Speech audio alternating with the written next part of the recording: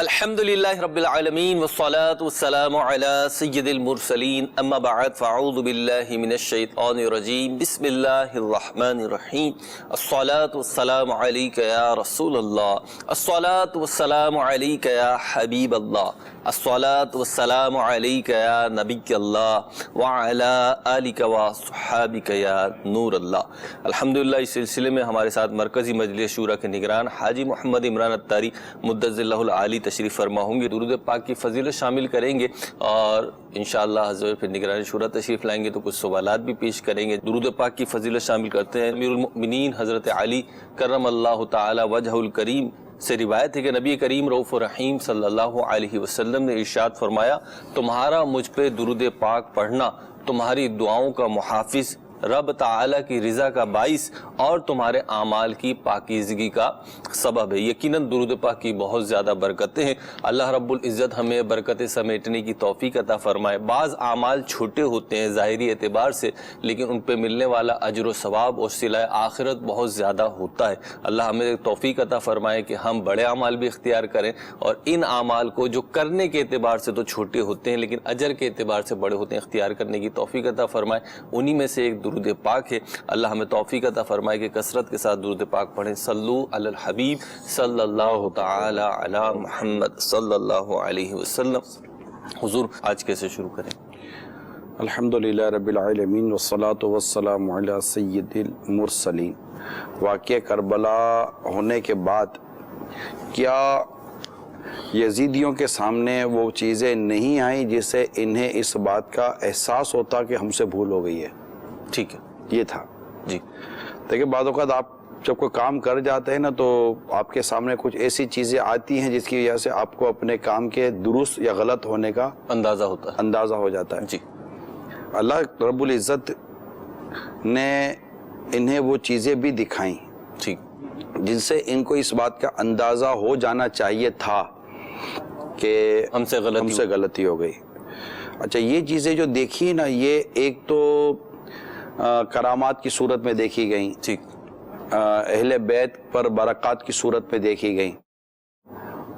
اچھا، آپ یہ سب کچھ ہوا جی، لیکن جو زمین اور آسمان کے انداز تھے، ٹھیک، زمین و آسمان کے کائنات میں جو واقع ہوا، کائنات کے مختلف جگہوں سے کہ بیت المقدس سے جو پتھر اٹھاؤ تو اس کے نیچے سے خون کا نکلنا، پھر انہوں نے خود جس اونٹ کو کاٹا تھا کھانے کے لیے اس اونٹ کے گوشت کا بدمزہ ہو جانا، تو ایک مطلب کتنے آپ چیزوں کو اتفاق کے نام پر لے لو گے آپ، لیکن جب انسان کی آنکھوں پر پٹی بندھ جائے نا تو پھر اس سے اس طرح کی حقیقت پر چیزیں نظر نہیں آتی اور جو اس کو نوٹس کر رہی ہوتی ہیں چیزیں ان کا وہ احساس نہیں ہوتا کہ یہ مجھے کوئی نوٹس دلایا جائے۔ گویا کہ کہہ سکتے ہیں کہ آنکھیں ہونے کے باوجود اندھا ہو جاتا ہے۔ یہ جو چیز ہے نا، اس کو میں چاہ رہا تھا کہ آج ہم ڈسکس کریں، کیونکہ کے سامنے جو ان کی جو مقصد تھا ریاست کا، حکومت کا، آسائش کا، یہ اتنا ان کے اوپر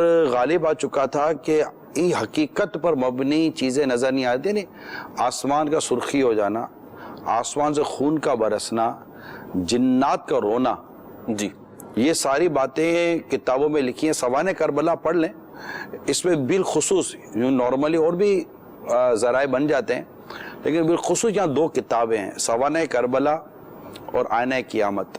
جی، سوانح کربلا یہ مفسر قرآن صدر الافاضل نعیم الدین مراد آبادی رحمۃ اللہ تعالیٰ علیہ کی کتاب ہے، جو بہت بڑے عالم تھے۔ آپ نے باقاعدہ قرآن کی تفسیر لکھی ہے، خزائن العرفان جسے ہم پڑھتے ہیں، اور ایک ہے اعلیٰ حضرت کے بھائی جان مولانا حسن رضا خان رحمۃ اللہ تعالیٰ علیہ، یہ بھی ہمارے بزرگوں میں سے ہیں۔ عادت بنا لیں کہ اپنے اندر ایک تبدیلی پیدا کریں، اس چیز کا احساس پیدا کریں کہ جو چیزیں ہم کر رہے ہیں یہ چیزیں اگر شرعاً غلط ہیں تو اس کا انجام اچھا نہیں ہو سکتا، اس کو فوراً تبدیل کریں کہ وہ ایسا نہ ہو کہ وہ برائی اور وہ خرابی جس کو ہم نے اپنی عادت بنا لی ہے وہ ایسی عادت ہو جائے کہ ہمارے سامنے جب اچھائی آئے تو وہ اچھائی کو بھی ہم اچھا نہ سمجھیں اور اس برائی کو ہی ہم اچھا سمجھنے لگیں۔ یعنی ہم جو اپنی عام زندگی اپنی گزار رہے ہیں اس میں جو غلطیاں کر رہے ہیں اس کے معاملے میں یعنی آپ دیکھیے کہ اس کتنا اندھا پن ہے جی، اور کتنی بڑی جرت ہے کہ یہ واقعہ ہو گیا۔ واقعہ ہونے کے بعد اب دمشق کی گلیوں میں جی اور دیگر جگہوں پر سر مبارک کو گھمایا گیا ہے، اور شہدائے کربلا کے سر مبارک کو گھمایا گیا ہے، وہاں واقعہ ختم ہوا، ایسا نہیں، یعنی یہ کہا جا رہا ہے کہ یہ جو کچھ ہوا ہے نا یہ ہماری ایما پر ہماری مرضی سے ہوا ہے تاکہ یزید کی حکومت کا اور دبدبا ہو، اور پھر یہ با پردہ جو خواتین تھی انہیں باقاعدہ قافلے کی صورت میں گھمایا گیا، ہٹ درمی اختیار اب سوچو تو صحیح یار، یہ کتنا بڑا ایک واقعہ ہے یار، یہ چھوٹا واقعہ نہیں ہے، گھمایا گیا۔ اچھا پھر کیا ہوا؟ اب لوگوں نے، اب لوگ تو عوام ہوتی ہے نا، آج بھی آپ دیکھ لیں عوام جن چیزوں کی مذمت کرتی ہے تو پھر تھوڑا بہت جو ہے نا وہ آدمی ہلتا ہے بھی ہل جاتا ہے۔ تو اچھا اب جب یہ سب کچھ ہوا، یہ ڈٹائی تھی، تو پبلک نے، جو عوام تھی اس نے شور کیا، مذمت کی کہ یہ جو کچھ ہوا یہ غلط ہوا۔ تو اب اس کو جب پتا چلا کہ لوگ میرے مخالف ہو گئے یزید کو، جی تو اب اس نے تھوڑا بہت ٹرن لینے کی کوشش کی، گھومنے کی کوشش کی، لیکن اب اس کا گھومنے کا کوئی معنی نہ تھا نا، کیونکہ لوگوں کی مذمت سے اپنے آپ کو بچانے کا اگر اس نے کوئی راستہ اختیار کر بھی لیا تو اللہ اور اس کے رسول کی ناراضی والا جو کام کیا یہ کیا، نمبر ایک۔ پھر ایسی کیا اس کو مطلب کہ وہ ہوا کہ جب یہ قافلہ مدینہ منورہ پہنچتا ہے تو وہاں جب یزید کی مخالفت شروع ہوئی تو کچھ اور کرنے کے بجائے اس نے حملہ کروا دیا مدینہ منورہ پر، چڑھائی کروا دی مدینہ منورہ پر۔ تو یہ جو کچھ تھا تو یہ کتنا عرصہ رہا، 3 4 5 سال اس کی حکومت رہی۔ بدحواسی گویا کہ چھائی ہوئی تھی۔ اگر آپ دیکھیں، آپ جو بات کہہ رہے ہیں کہ اتنا بڑا سانحہ ہوا اور اس کے بعد جو ہے ایسی علامتیں اور ایسے مظاہر ہوئے کہ جن سے گویا کہ قدرت الہی یہ باور کرا رہی ہے، انہیں ان کے سامنے رکھ رہی ہے کہ تم نے غلط کیا ہے، لیکن انہوں نے رجوع نہیں کیا، ہٹ درمی اصل میں یہ جو میں باتیں کر رہا ہوں نا، یہ محض ایک واقعی کی صورت میں مہروز بھائی نہیں کر رہا، دیکھنے سننے والے ہم سب کے لیے میں کر رہا ہوں کہ اس سبق حاصل کرنا کہ یار ایسا کیا ہو جاتا ہے کہ ہمیں حق نظر نہیں آتا۔ ٹھیک ہے، یہ جو اندھاپن ہے نا، یہ دلوں کا اندھاپن ہو جاتا ہے، یہ دماغ کام نہیں کر رہا ہوتا اور انسان غلطی پر ہوتے ہوئے بھی خود کو درست سمجھنے لگتا ہے۔ یہ کیفیتیں انسان پر آ جاتی ہیں، میں اس پر توجہ دلانا چاہ رہا ہوں اپنے دیکھنے سننے والے۔ بالکل درست فرما رہے ہیں آپ، اور یہ میرا خیال ہے مدنی چینل کے ناظرین آپ بھی غور کریں، میں بھی غور کروں، تو زندگی میں شاید کبھی نہ کبھی ایسا ہوا ہو یا ہم نے کم از کم دیکھا ہو، لیکن پرابلم یہ کہ جس وقت یہ کنڈیشن طاری ہوتی ہے، یہ کیفیت ہوتی ہے کہ غلطی کرنے کے باوجود، غلطی کے نتائج اور رزلٹ دیکھنے کے باوجود سامنے والا غلطی ماننے کو تیار نہیں، اپنی ڈٹائی ہے، اپنی وہ اس میں جہالت بھی ہے، اپنے ساتھ اس طرح کا سوچ رکھنی، یقین مانے یہ دنیا اور آخرت کی ہلاکت ہے۔ چاہے ہم گھروں میں بیٹھ کر دیکھ اور سن رہے ہیں یا آپ سوشل میڈیا پر دیکھ اور سن رہے ہیں، آپ اسلامی بھائی ہیں یا اسلامی بہن ہیں، دیکھیے حق قبول کریں، سچ قبول کریں، کوئی نصیحت کرتا ہے تو وہ قبول کریں، اور جہاں آپ کی غلطیاں ہوئی ہیں ان غلطیوں کو مانیں، مال کی طلب ختم کریں، یعنی مال کی ایک ہوس ہوتی ہے، ایک تو ضرورت کے تحت انسان ضروریات کے تحت کماتا ہے، کاروبار کرتا ہے، ارننگ کرتا ہے، لیکن ایک ہوتا ہے مال کے پیچھے اندھا پن آ جاتا ہے اور وہ کہتا ہے جہاں سے بھی آئے مجھے مال چاہیے۔ میری بات ہوئی ہے بازوں سے مال کمانے کے تعلق سے، میں کہا یار آپ یہ غلط راستہ اختیار نہ کریں، ہوئی بات، تو ان کے بہت عجیب و غریب جواب ہوتے ہیں، ارے آپ کو نہیں پتا مال، بھائی ہمیں کیوں نہیں پتا یار، کو ہم کیا مطلب جنگل میں رہتے ہیں، کوئی ہمارے آگے پیچھے کوئی شیر، کتے، بلی، چوہے رہتے ہیں، انسانوں میں رہتے ہیں، ضرورت کے لیے ہمیں بھی پیسوں کی ضرورت ہوتی ہے، ہمارے مطلب کہ کام کا گھر چلانے کے لیے پیسوں کی ضرورت ہے، اور دیگر کپڑے وغیرہ کے لیے پیسوں کی ضرورت ہے، ضرورتیں پوری کرنے کے لیے پیسوں کی ضرورت ہوتی ہے۔ تو یہ جو پیسوں کی جو انسان کو ضرورت ہوتی ہے تو اللہ تعالیٰ سے بندہ دعا کرے اور اس مال کے پیچھے ناجائز اور حرام پہ ذرائع اختیار کرتا ہے۔ اسی طرح شہرت جب چاہیے ہوتی ہے نا انسان کو، شہرت، اس کے لیے پھر وہ آسرا نہیں کرتا، چاہے اس کو کوئی بھی آگ کا دریا پار کرنا پڑ جائے۔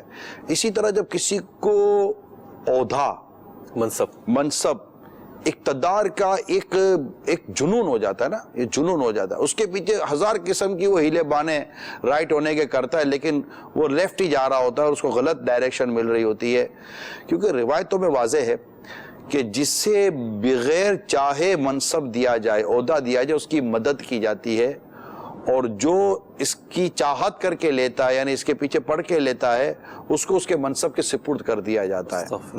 تو یہ جو چیزیں، 3-4 چیزیں جو جیسے میں نے آپ کو عرض کی، اس پر بالکل غور کریں، اور اپنی جہاں غلطیاں ہوں اسے تسلیم کرنے والا حوصلہ اور جذبہ پیدا کریں۔ ہٹ دھرمی اپنی طبیعت میں نہیں ہونی چاہیے۔ یزید یہ ہٹ دھرم تھا، یہ ضدی تھا، اس کی ضد نے اور مال اور دولت کی ہوس کا مارا ہوا تھا، دنیا کی ہوس کا مارا ہوا تھا۔ ابن زیاد کے ساتھ بھی یہی ہوا، ابن سعد کے ساتھ بھی یہی ہوا، اور اس کے علاوہ جتنے اس کے ساتھ آگے پیچھے کے نام تھے ان سب کے ساتھ یہی تھا کہ مال ملے گا، جگہ ملے گی، زمین ملے گی، عہدہ ملے گا، فلاں ملے گا، فلاں ملے گا۔ کچھ بھی نہیں ہوا، مر کھپ گئے۔ اور اگر کچھ وقتی طور پر مل بھی جائے میرے پیارے میٹھے اسلامی بھائی، تو زندگی ہے کتنے سالوں کی، زندگی ہے کتنے گھنٹوں کی، زندگی ہے کتنے لمحوں کی، کتنے سیکنڈوں کی زندگی ہے، سب رہ تو یہیں جائے گا۔ اعمال اچھے ہوں گے تو قبر و قیامت میں آسانیاں ہو جائیں گی، اعمال برے ہوں گے قبر و قیامت میں پھنس جائیں گے۔ بڑا سمپل سا اور بڑا اسٹریٹ فارورڈ سبق ہے۔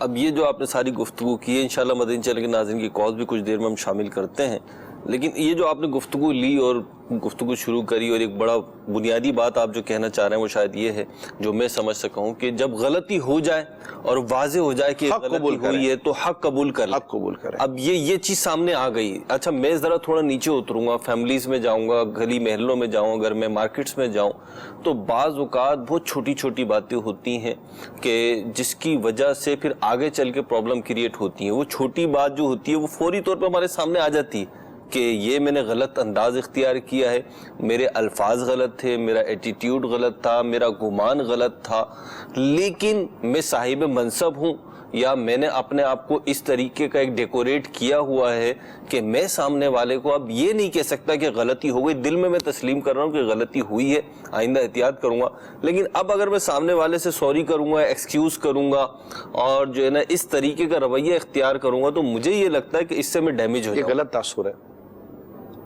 نبی پاک صلی اللہ تعالیٰ علیہ وسلم کی جو حدیثیں ہیں اور شریعت و دین کے جو ہمیں سبق ملا ہوا ہے، اس میں یہ بات واضح ہے کہ معافی مانگنے سے عزت میں اضافہ ہوتا ہے، ٹھیک ہے، عاجزی کرنے سے اللہ تعالیٰ بلندی عطا فرماتا ہے، ٹھیک ہے۔ جس طرح مال خرچ کرنے سے مال بظاہر آپ کو لگ رہا ہے کہ میرا مال جیب سے چلا گیا، لیکن اصل میں مال گھٹتا نہیں، اللہ تعالیٰ اس مال میں برکت عطا فرماتا ہے۔ یہ ایک تاثر جمع ہوا ہے، میں اس کا انکار نہیں کر رہا، ایک تاثر ہے کہ میں معافی مانگوں گا میری پوزیشن خراب ہو جائے گی، بلکہ اس میں اگر کوئی ایسے خوف خدا والے مشیر نہ ہو نا جی تو وہ بھی آپ کو یہی مشورہ دیں گے کہ یار اپنے کو معافی نہیں مانگنی چاہیے، معافی مانگیں گے ڈیمیج ہو جائیں گے، معافی مانگیں گے مخالفت بڑھ جائے گی، معافی مانگیں گے یہ ہو جائے گا، مگر اللہ کی مدد پر نظر رکھے، ٹھیک ہے، اور رسول پاک صلی اللہ علیہ وسلم کے ارشادات پر نظر رکھے۔ مہروز بھائی، جب بھی آپ سے واقعی اگر غلطی ہوئی ہے نا، جی آپ بلا جھجک اپنی غلطی کو مان لیں، چاہے سامنے والا کمزور ہو۔ آپ اصل میں غلطی ماننے والا کمزور ہوتا نہیں ہے، وہ کمزور وہ ہے جو غلطی مان کر اس کا اظہار نہیں کر پا رہا۔ یہ کمزوری نہیں تو کیا ہے؟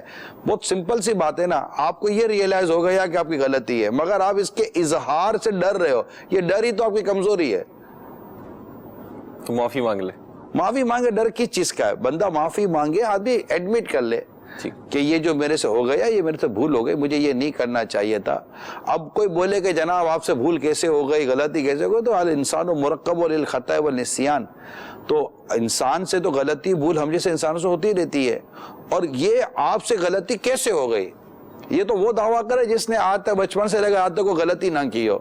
ٹھیک ہے، غلطیاں تو ہوتی رہتی، غلطیاں کس سے نہیں ہوتی ہیں یار، ٹھیک، غلطیاں ہوتی ہیں، قصور ہوتے ہیں، اور مطلب کہ وہ بہت ساری سی چیزیں ہو جاتی ہیں، تو بھائی جس سے آپ کا واسطہ پڑا وہ بھی آپ ہی کی طرح کا انسان ہی ہے، تو یہ ہو جاتی ہے۔ تو یہ مان لینا چاہیے، ہٹ دھرمی نہیں ہونی چاہیے، بیجا ضد نہیں ہونی چاہیے، شاگرد ہو یا ماتحت ہو یا گھر میں کوئی بچہ ہو، جو بھی ہو، آپ سے غلطی ہو گئی ہے، آپ اپنی غلطی تسلیم کریں، اللہ کریم آپ کو آپ کی اس عاجزی پر اور معافی مانگنے پر عزت بھی دے گا اور بلندی بھی عطا فرمائے. ایک انداز ہے یہ اور قرآن کریم سے ثابت ہے. قرآن کریم کا حکم یہی ہے کہ اللہ کے دنوں کی یاد دلاؤ. ان دنوں میں جو شامل کیے گئے وہ دن ہیں کہ جن سے کسی بھی طریقے سے اللہ رب العزت کا انعام یا عذاب جو ہے وہ واضح ہوتا ہو, تو اس میں محرم کے عاشورہ کے دن بھی علماء نے شامل فرمائے ہیں. ایک ہماری طبیعت ہوتی ہے کہ جب یہ انوائرمنٹ آتی ہے تو خود بخود ہمارے دل وہاں پہ کھینچے چلے جاتے ہیں. ہمارا دل اور دماغ ان کیفیات سے وہ محسوس بھی کرتا ہے اور فیلنگ کو, یہ ایک خوبصورت فیلنگ کو برقرار بھی رکھنا چاہتا ہے. لیکن جیسے ہی یہ عاشورہ کا دن ختم, اور صرف عاشورہ کے ساتھ خاص نہیں ہے, عید کے دن ختم ہوئے, رمضان ختم ہوا, 12 ربیع الاول شریف ختم ہوا, اب جب یہ ختم ہوتے ہیں تو ہمارے جو ایک عمومی انداز ہے وہ یہ ہوتا ہے گویا کہ ہم نے سب لپیٹ کے رکھ دیا ہے. یہ قائم رہے اور فلسفہ حسینی جو ہے وہ ہماری زندگیوں میں نظر آئے, درس کربلا جو ہے وہ ہماری زندگیوں میں نظر آئے. اس کے لیے ہم کیا کریں؟ سب نفسیاتی طور پر ہم عموماً انوالو ہو جاتے ہیں. ہمارا نفسیاتی انداز ہے کہ یہ جو کچھ ہوا تو بس ایک جذبات, تو نفسیاتی طور پر ہم شامل ہو گئے, ٹھیک ہے, اور فوراً اس ماحول سے بہت جلدی ہم باہر نکل آتے ہیں. مدنی قافلوں میں لاکھوں اسلامی بھائیوں نے سفر کیا. بے شک ہے, صحیح. جب یہ واپس آئیں گے تو واپس آتے ہی دو چیزیں ہوں گی, نہ یہ آپ سے رابطے پہ ہوں گے, نہ ذمہ داران ان سے بیچاروں سے رابطے پہ ہوں گے. تو جب یہ آپس کا رابطہ ہی ختم ہو جائے گا تو پھر وہ آہستہ آہستہ آدمی جہاں ہوتا ہے نا وہاں پر پہنچ جاتا ہے.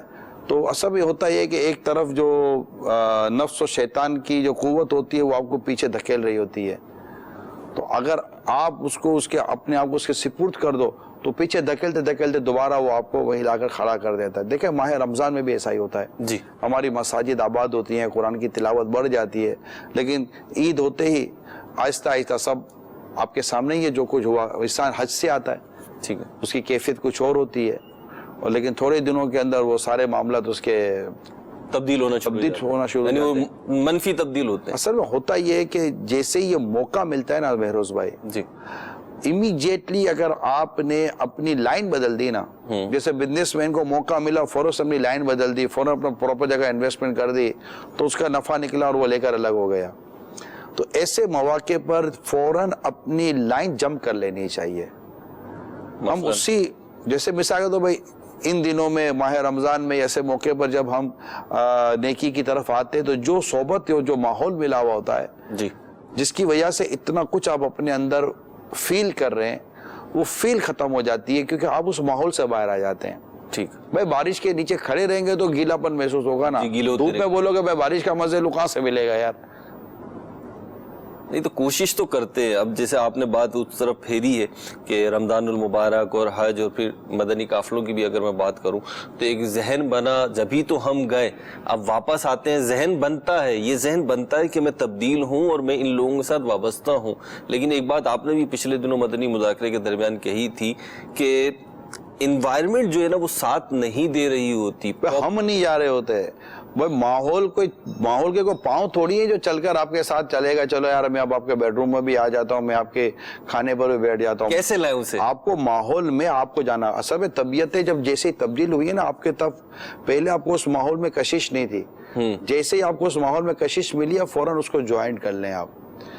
اصل میں مہروز بھائی ہم خود اپنی طبیعتوں کے مطابق ماحول ڈھونڈ رہے ہوتے ہیں. ہم کہتے ہیں ماحول نے مجھے بگاڑا ہے, میں کہتا ہوں ہم نے ماحول بنایا ہے. ٹھیک ہے, ماحول کیا ہوتا ہے؟ ماحول کسی جسم کا یا کسی شکل صورت کا تو نام نہیں ہے نا. جہاں نیک لوگ بیٹھتے ہیں ہم کہتے ہیں یہ نیک ماحول ہے, جہاں برے لوگ بیٹھتے ہیں وہ کہتے ہیں برا ماحول ہے. تو انسان کی طبیعتیں ماحول کو بنا رہی ہوتی ہے نا. پھر آپ کی جس کی بھی جو طبیعت ہوگی وہ اس طرح کے دوست ڈھونڈتا ہے. ٹھیک ہے, آپ کی طبیعت کے اندر نیک دوست پسند ہیں جو یار بیٹھے ہیں, نماز پڑھیں, اللہ اور اس کے رسول کا ذکر کرتے رہیں, اچھی باتیں کرتے رہیں, تو چلو ان کے ساتھ بیٹھنے میں مزہ آتا ہے. بعضوں کو ایسوں کے ساتھ بیٹھنے میں مزہ نہیں آتا. تو یہ تو ہماری طبیعتوں پر منحصر ہے کہ ہماری طبیعت ہے کیا. کال شامل کریں. جی جناب, مجھے یہ معلوم کرنا تھا کہ جیسے جو جن ہستیوں کا شجرہ اہل بیت سے ملتا ہے اور جو ہستیاں موجود ہیں, جیسے کہ میرا نام شہباز علی میرے والد صاحب نے رکھا, تو اس کا کچھ اثر, کچھ لوگ کہتے ہیں کہ اس کا اثر میرے اوپر ہے, تو کیا یہ ممکن ہے کہ اہل بیت سے جن کا شجرہ ملتا ہے یا اور بھی جو بڑے نام ہیں ان کا نام کا اثر ہماری زندگی پر ہوتا ہے یا نہیں؟ دیکھیں نسبتوں کا بھی اثر ہوتا ہے اور ناموں کی برکتیں نصیب ہوتی ہیں، اس لیے اچھے نام رکھنے کی ہمیں ترغیب دلائی گئی ہے کہ اچھے ناموں کی برکتیں نام والے کو نصیب ہوتی ہیں۔ اور رہی بات جیسے شجرات اور نسب اور تعلق اور رشتہ، یہ ساری چیزیں ہوتی تو ظاہر ہے کہ اگر آپ کا جو سلسلہ ہے یہ اگر نیک لوگوں سے جڑا ہوا ہے تو اس کی برکتیں اور اس کی کیا کہتے ہیں اچھائیاں ہمیں بھی حاصل ہوتی ہیں، جیسے کہ وہ سورہ کہف کے اندر جو ہے کہ ابوہما صالحا، کہ اس کا باپ نیک تھا تو وہ 7 پشتوں میں جا کر نیک تھا، 7ویں پشت میں جا کر جس کا باپ نیک تھا اس کو 7 پشتوں کے بعد اس بچے کو اپنے اس نیک باپ کی برکتیں حضرت خضر علیہ السلام کے ذریعے نصیب ہو رہی ہیں، تو یہ ہوتا ہے۔ علماء نے لکھا ہے کہ نیک جو اجداد ہوتے ہیں ان کا صلہ اولاد کو ملتا ہے اور نیک اولاد کا صلہ والدین کو ملتا ہے۔ اگلی کال دیجیے۔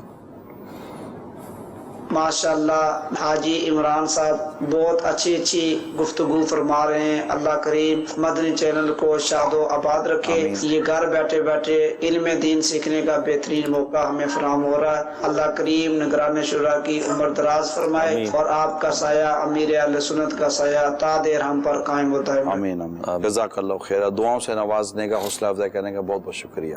اچھا حضور، یہ ابھی ہماری جو پیچھے گفتگو چل رہی تھی اس کے حوالے سے 2 سوالات ہیں، ایک ایک کر کے عرض کرتا ہوں۔ ایک تو ہے کہ آپ نے بڑی پیاری بات ارشاد فرمائی، ماحول کی طرف ہمیں جانا پڑے گا، ماحول ہماری طرف نہیں آئے گا، لیکن اس میں جو سوال عرض کرنا چاہ رہا ہوں مدنی چینل کے ناظرین میں سے بھی شاید بہت ساروں کے ذہن میں یہ سوال ہو، وہ یہ ہے کہ جب میں نیکی کرنا چاہتا ہوں، جب میں نیکی کے رستے پہ آنا چاہتا ہوں، اب میں اپنے ارد گرد والوں کو انوالو نہیں کر پاتا۔ ایک ارد گرد والے ہیں جن سے میرا تعلق چند گھنٹوں کا ہے، مخصوص کاموں کا ہے، تو وہ اتنا ریلیٹ شاید نہیں کرتے، لیکن ایک میرا فیملی بیک گراؤنڈ ہے، ایک میری فیملی ہے، بالخصوص جس گھر میں رہتا ہوں اس میں ممکن ہے والدہ ہوں، والد ہوں، زوجہ ہو، وائف ہو، بچے ہوں۔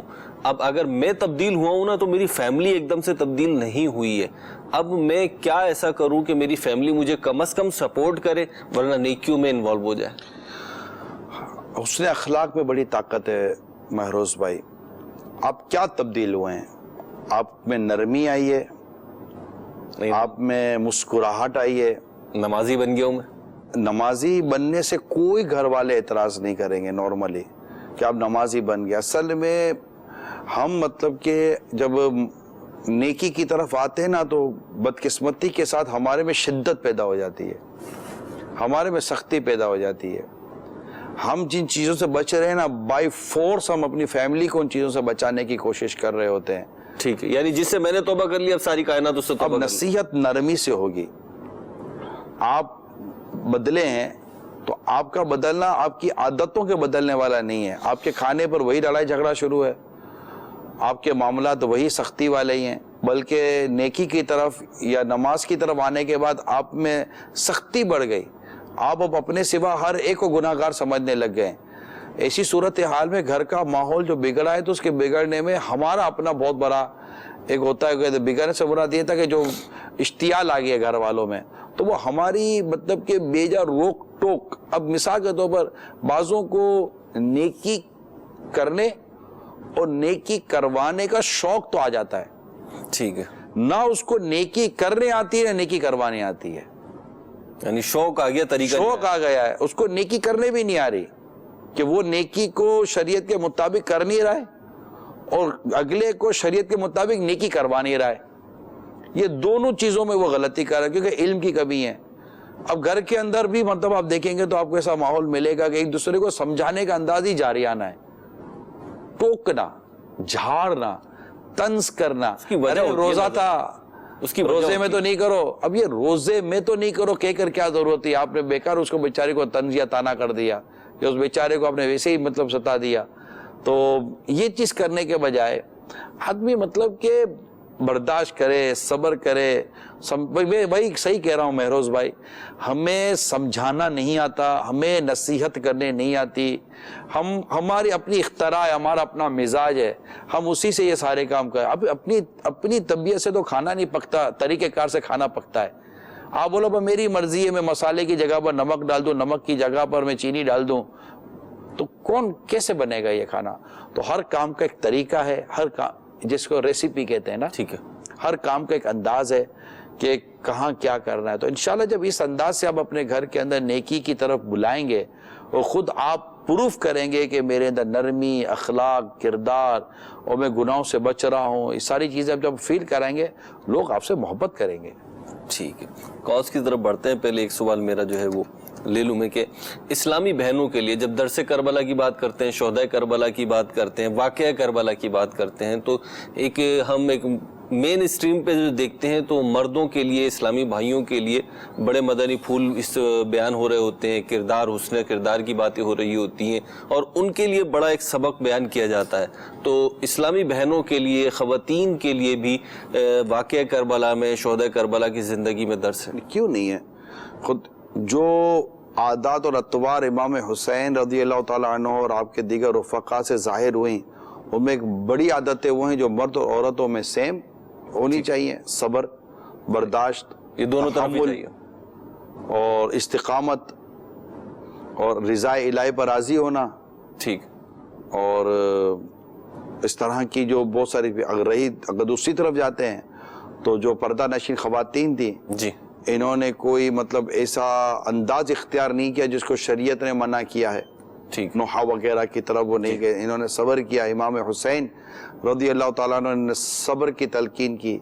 اچھا, پردے کا انہوں نے اہتمام کیا بھی اور اہتمام رکھا بھی, اور پردہ ہی انہوں نے اختیار کر کے رکھا. اور یہ کہ ایک دوسرے کے ساتھ بڑے پیار و محبت اور اتفاق, یعنی ایسے ماحول میں, اور ایسا تو نہیں کہ ایک ہی خاتون تھی, اور بھی تھی, ان سب کا آپس میں اتفاق و پیار و محبت سے, یعنی کربلا کے میدان میں مشکل حالات میں جہاں مطلب کہ بچے شہید ہو رہے ہیں, مال بکھرا ہوا ہے, گھر کا سربراہ جو مین سرپرست تھا وہ شہید ہونے جا رہا ہے, مگر ان خواتین کی آپس میں کوئی نااتفاقی ہوئی ہو یا پورے سفر میں کوئی ایسا واقعہ ہوا کہیں پڑھا سنا دیکھا نہیں ہے.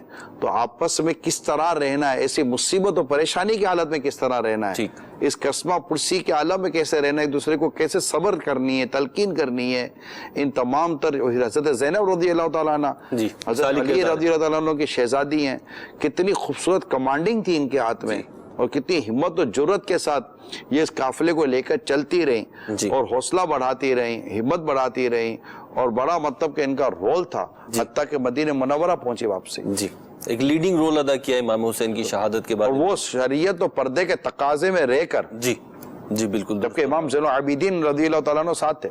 جی, امیر اہل سنت کا ایک بڑا پیارا رسالہ ہے, کربلا کا خونین منظر, ابھی امیر اہل سنت نے اس کو نومینیٹ بھی کیا تھا پڑھنے کے لیے, تو یہ مطالعہ کریں انشاءاللہ, اسلامی بہنوں کے لیے بہت زیادہ مفید ہے. اسلامی بھائی پڑھیں گے تو انشاءاللہ انہیں بھی بہت ساری برکت بھی ملیں گی, علم دین بھی ملے گا. کال دیجیے. نگران شورا کی بارگاہ میں سوال ہے, حضرت علی رضی اللہ تعالیٰ عنہ کا مزار شریف کہاں پر ہے؟ جزاک اللہ خیرہ. حضرت مولا علی شیر خدا کرم اللہ تعالی وجہ الکریم کا مزار فائز انوار نجف اشرف اس کو کہتے ہیں ہم, نجف شریف میں. یہ جیسے کربلا میں امام حسین کا مزار ہے تو حضرت علی کا مزار نجف میں ہے. ٹھیک, اگلی کال دیجیے. کربلا کا واقعہ کے بعد 10 تاریخ کے بعد یزید اپنے قدرتی موت مرا ہے یا اس کو کسی نے مارا ہے؟ اس کی موت کے کچھ واقعات ملتے ہیں, اور ایک واقعہ یہ بھی ملتا ہے کہ یہ رومی نسل عورت کے ساتھ, یہ اس کے ساتھ ناجائز طریقے سے عشق میں مبتلا ہوا اور اسی نے اس کو قتل کر دیا.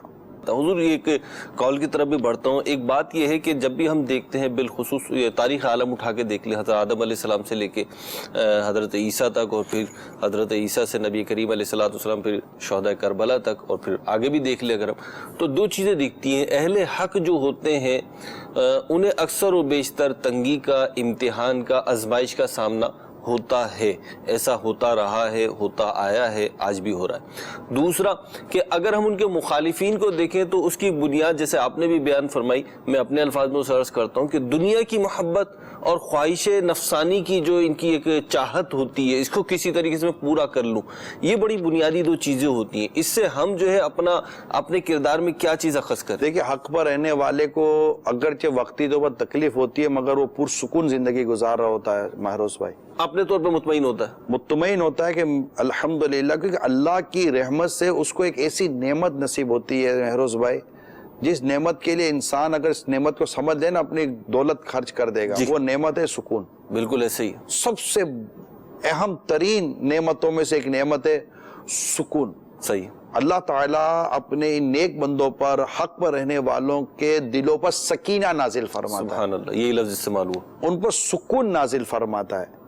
وہ مطلب کہ ان کے لیے آزمائشیں ہوتی ہیں، مگر اللہ آزمائش میں ان پر سکون نازل کر دیتا ہے۔ سبحان اللہ۔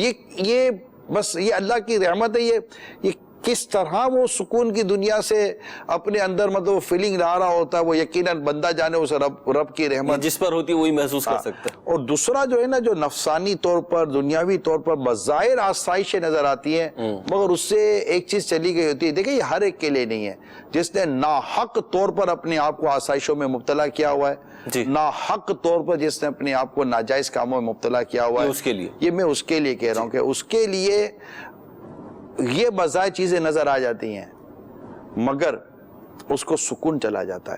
آپ دیکھو کہ وہ جس کو امام علی مکان میں دعا کی، اللہ اس کو پیاسا مار، وہ فرات کا پانی پی رہا تھا مگر اس کی پیاس نہیں بجھ رہی تھی، کیونکہ پیاس پانی ہے نا، پانی مہروز پہ پانی کے اندر اللہ تعالیٰ نے ایک وصف رکھا ہے، تاثیر رکھی ہے، وہ ہے پیاس بجھانے کی تاثیر۔ جی بالکل ایسا، ٹھیک ہے، آپ پانی پیتے ہیں، اس پانی کے اندر اللہ نے پیاس بجھانے کی ایک تاثیر رکھی ہے، ٹھیک ہے، یہ تاثیر رب نے رکھی ہے۔ جیسے جیسے پیتے جاؤں گا اللہ تعالیٰ نے اگر اس پانی سے پیاس بجھانے کی تاثیر لے لی، اب آپ سمندر پی جائیں، آپ کی پیاس نہیں بجھے گی، کیونکہ اس پہ پیاس بجھانے کی تاثیر ہی نہ رہی۔ ٹھیک ہے، اور وہ اللہ نے رکھی تھی، وہ اللہ نے رکھی تھی۔ اسی طرح مال و اسباب آپ کی ضرورت پوری کرتا ہے، اس سے آپ کو سکون اور راحت ملتی ہے، یہ چیز اللہ نے رکھی۔ ٹھیک ہے، اب مال تو ہے آپ کے پاس، مگر اس سے وہ تاثیر چلے گئی۔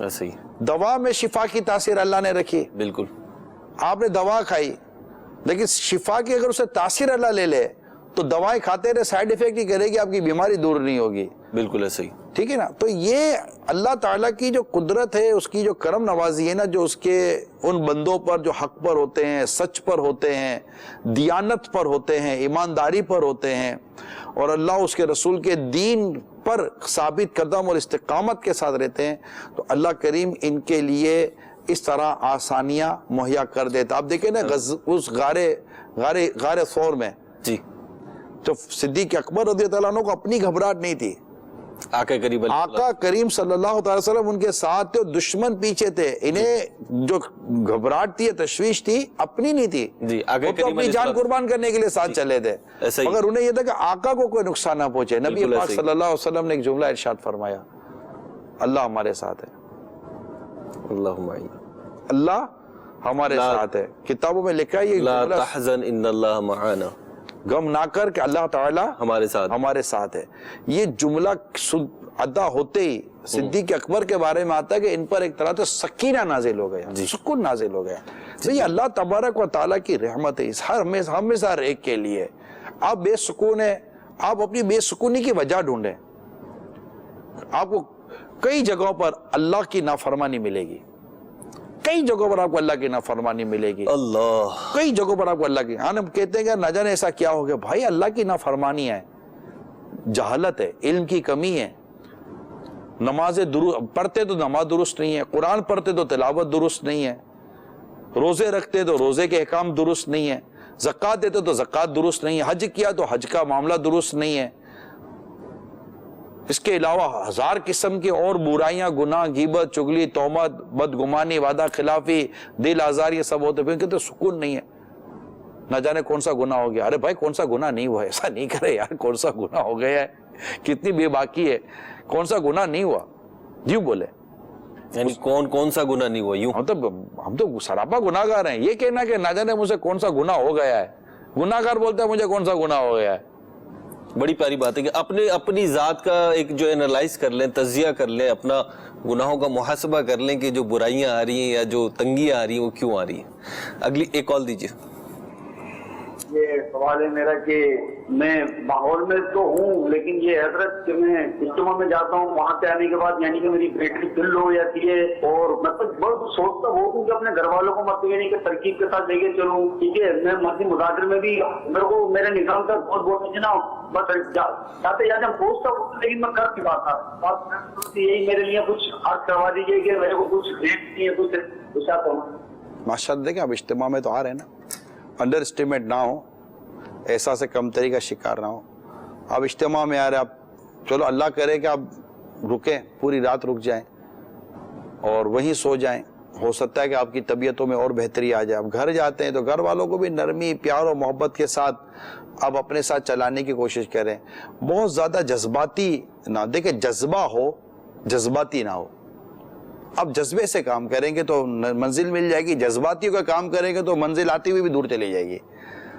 اسی طرح مدنی قافلوں میں سفر کر لیں، اسی طرح اور اسلامی بھائیوں کے ساتھ ملنا جلنا رکھیں تو انشاءاللہ ماحول میں آہستہ آہستہ ایڈجسٹ ہو جائیں گے. آپ کا یہ درد ہے نا، جس وقت آپ کی کال کے اندر جو آپ بیان کر رہے ہیں، آپ کا درد انشاءاللہ آپ کو اچھی طرح وابستہ مزید کر دے گا انشاءاللہ.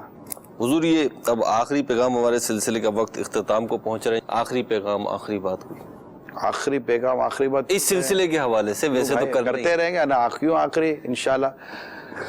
خاک ہو جائیں عدو جل کر مگر ہم تو رضا، دم میں جب تک دم ہے ذکر ان کا سناتے جائیں گے. بس جب تک آخری سانس ہونا اس وقت تک نیکی کی دعوت ہو. میں نیکیاں کرتا رہوں، نیکی کی دعوت دیتا رہوں، برائی سے بچتا رہوں، برائی سے بچاتا رہوں. یہ میں اپنے لیے بھی پسند کرتا ہوں، آپ کو بھی میں یہی عرض کرتا ہوں کہ نیکی کرتے رہیں، نیکی کی دعوت دیتے رہیں، برائی سے بچتے رہیں، برائیوں سے بچاتے رہیں. اللہ نے چاہا ایمان سلامت لے کر قبر میں جائیں گے، آقا کے جلوے ہوں گے، جنت کا باغ بنے گی قبر. قیامت کے دن اٹھیں گے، اللہ اپنے عرش کے سائے میں جگہ دے دے، محبوب کے لوائے ہم تیرے جگہ مل جائے. اللہ ہم سے حساب کتاب لے نہیں، ہمیں بلا حساب بخشش کا پروانہ مل جائے، آقا کی شفاعت مل جائے، آقا کے پیچھے پیچھے جنت میں چلے جائے، آقا کا پڑوس مل جائے. بس ختم، اور کیا چاہیے یار. یہ آرزو ہے، یہ تمنا ہے. دنیا بھی اللہ اچھی رکھے، اللہ آخرت بھی اچھی کرے. آخری بات تو آپ نے کی نہیں ہے، منع فرما دیا کہ آخری بات تو نہیں، کرتے رہیں گے. لیکن ایک سوال پھر میں کر لیتا ہوں کہ آپ نے ان کو بھی کہا جو ہمارے آخری کالر تھے، اور بہت دفعہ میں نے دیکھا ہے کہ آپ کہتے ہیں کہ سیکھیں، جیسا بھی پیچھے بھی آپ نے فرمایا کہ نیکی کا جذبہ ہوتا ہے، نیکی کروانی نہیں آتی، نیکی کرنی بھی نہیں آتی، نیکی کروانی بھی نہیں آتی. ان کو بھی آپ نے کہا کہ سیکھیں اور یہ وہ. اب معاملہ یہ ہوتا ہے کہ بندہ سیکھ تو رہا ہوتا ہے، اس کا کوئی سرٹیفکیٹ تو کہیں سے نہیں ملتا نا، کہ مجھے اخلاقیات کا سرٹیفکیٹ مل جائے یا مجھے سمجھانے کا سرٹیفکیٹ مل جائے. یہ زندگی ہے، بندہ کوشش آہستہ. دیکھیں ہم لوگوں کو ڈی مورلائز نہ کریں، ڈی موٹیویٹ نہ کریں. ہزاروں لوگ ہیں جو نہیں آتا تھا مہروز بھائی، جی ان کو آ گیا ہے. کئی لوگ ہیں جو اب میں جانتا ہوں ان کی سختیوں کی شکایتیں تھیں، مجھے پتا ہے کہ ان کی سختیوں کی شکایتیں کم ہو گئی ہیں. تو یہ ہوتا ہے، آہستہ آہستہ کوشش کرنے سے طبیعتوں میں تبدیلی آ جاتی ہے. کوئی چیخنے چلانے کی عادت ہو تو بندہ البتہ یہ کہ محاسبہ کرتے رہیں، غور کرتے رہیں اپنی عادتوں پر، تو انشاءاللہ سب بہتر ہو جائے گا. مایوس نہ ہو، اللہ کی رحمت بہت بڑی ہے. اللہ نے چاہا تو امام حسین کے صدقے میں کرم ہو جائے گا. لیکن دیکھیں بحیثیت انسان میں بات کروں، اور کبھی بحیثیت انسان ہی بات کر سکتے سر، اور کسی حیثیت سے بات نہیں کر سکتا. آپ کی بات درست ہے. بہرحال اگر میں اپنی بھی بات کروں یا مدنی چینل کے ناظرین کی بھی بات کروں، ساری باتیں درست معلوم ہو رہی ہوتی ہیں. آپ نے فرمایا کوششیں بھی ہوتی ہیں، ڈی موٹیویٹ بھی نہیں کرنا. لیکن زندگی کی جو یہ سیڑھیاں نہ چڑھتے چڑھتے بندہ تھکنے لگتا ہے. کبھی کبھی اسے ایسا لگتا ہے کہ اب نہیں ہو پائے گا، بس انف، جتنی کوشش کر سکتا تھا کر لی، جتنی طاقت لگا سکتا تھا لگا لی. اب وہ کیا کرے؟ اب اس کا آسرا کیا ہے؟ اس کا سہارا کیا ہے؟ کچھ نہیں، آسرا ہی سہارا اللہ ہی آسرا ہے، اللہ ہی سہارا ہے، اللہ ہی ہمت دینے والا ہے، اللہ ہی طاقت دینے والا ہے. بندہ تھک بھی جاتا ہے تو اپنے رب سے ہی دعا کرتا ہے. جب ڈوب رہا ہوتا ہے، نہ تختہ نہ تنکا نہ کوئی شمشیر، کچھ بھی نہیں ہوتا، پھر بھی اپنے رب ہی کو یاد کرتا ہے. اللہ تعالیٰ سمندر ہی سے اس کو جو وہی پانی میں ڈوب رہا ہوتا ہے وہی پانی اس کو کنارے پر پہنچا دیتا ہے. وہی موجیں جو موجیں اس کو ڈبا رہی ہوتی ہے وہی موجیں اس کو سمندر کے کنارے پر بھی ڈال دیتی ہیں. سب اللہ ہی کی حکم پر چلتا ہے. بندہ مایوس نہ ہو, اپنے رب کی رحمت سے مایوس نہ ہو, اپنی ہمتوں کو نہ چھوڑے. میرے شیخ طریقت فرماتے ہیں کہ ہارنا اپنی ڈکشنری سے نکال دو, بندہ ہارے نہیں, ہمت میں رہے. امام میں حسین رضی اللہ تعالیٰ عنہ آخری دم تک ہارے نہیں. ہارنا تو ان کے خاندان میں ہار کا کام ہی کیا ہے جی, یہ تو جیت والا خاندان تھا. اس خاندان سے جو جڑ گئے وہ بھی جیت گیا. جی. آپ تو اس وقت کے جب سب شہید ہو گئے, آخر میں آپ شہید ہونے کے لیے جا گئے ہیں, اس وقت بھی آپ انہیں روک رہے کہ مجھے کہیں اور چلے جانے دو, میرے خون سے اپنے ہاتھوں کو نہ رنگو. تو آپ تو آخری دم تک, پھر جب وہ تلوار لے کر آئے تو آپ بھی لڑتے رہے اور آخری دم تک لڑتے رہے. اللہ تعالیٰ امام حسین کی برکتوں سے مالا مال فرمائے. بہت آخری. جی میں پوچھنا یہ چاہ رہا ہوں کہ جب بھی کربلا کا ذکر ہوتا ہے تو اس میں امام حسین کا ذکر ہوتا ہے, امام حسن کا ذکر کیوں نہیں ہوتا ہے زیادہ؟ ان کا کیا کردار تھا کربلا میں جو جنگ ہوئی ہے؟ اصل میں امام حسن رضی اللہ تعالی عنہ تو یہ واقعہ کربلا سے پہلے ان کو زہر دے دیا گیا تھا, انتقال ہو گیا اور یہ انتقال فرما چکے تھے. تو وہ کربلا میں تھے ہی نہیں امام حسن مجتبی رضی اللہ تعالیٰ عنہ, وہ پہلے ہی پردہ فرما گئے تھے, اس لیے ان کا ذکر یہاں ہوتا نہیں ہے کیونکہ وہ وہاں تھے نہیں.